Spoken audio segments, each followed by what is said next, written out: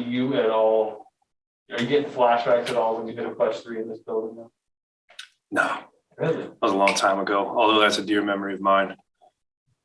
It did not end well that season. It was a lot of heartbreak. So 2016, although we accomplished something that might not ever be done before, it was a hard year. It was a hard summer. I had to think about that all summer. How did the 30-minute restriction Felt incredible. I mean, that's a big milestone for myself, and hopefully can build on it. And that was a lot of fun, especially to come back in the game the way we did. Do you like the way they kind of patterned it out where it was less minutes in the first half and then you went pretty heavy in the second half? Yeah. I mean, I trust Coach and his rotations. He's been doing this a long time and very successful at it. So I trust him with the keys to the car. How important is it to get this increase in minutes and not have to necessarily come out while you're hot or on a streak or haven't found rhythm? It was a ton of fun.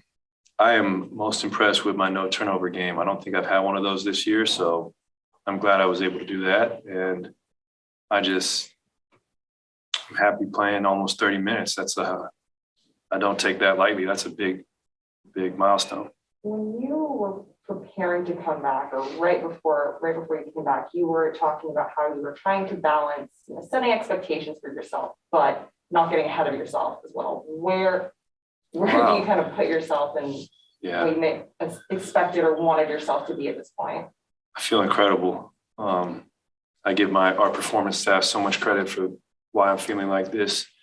They pushed me for a long time. So to feel like I haven't missed a beat, only 12 games in, I'm very indebted to them.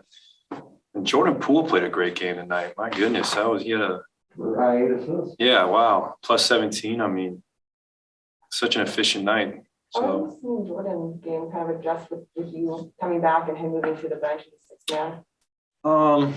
We still want Jordan to be himself, and the growth he's made in the 3 years he's been here has been incredible. And I'm proud of him, and he's going to be a huge part of how we play come playoff time. Does this winning streak mean even a little bit more, just knowing that you guys did this without Draymond, without Andre for the bulk of it, and a lot of young guys contributing big minutes? Yeah, it's a great sign.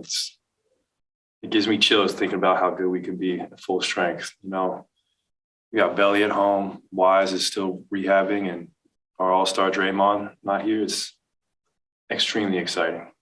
You rehabbed a bunch with Wiseman early in the season. Obviously, you advanced the plane he has. Are you still, talking to him in his ear about getting through this? Yeah, I talk to Wise every day, and I'm glad we're taking our time with him because sometimes he's only 20 years old. So his best basketball is far ahead of him, and he's going to be a great player.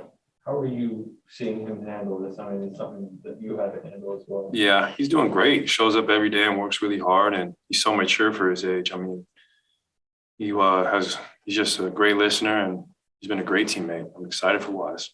What have you thought about Mike Brown taking over as defensive coordinator this season?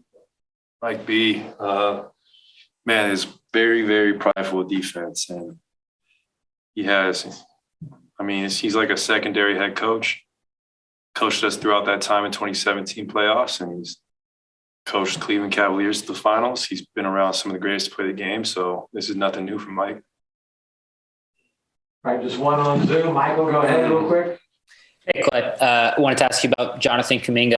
His athleticism obviously stands out, but in this very brief time together, is there anything about him that's surprised you as a player? I would say his floor game. I mean, he's so good around the rim. He's really good in the post.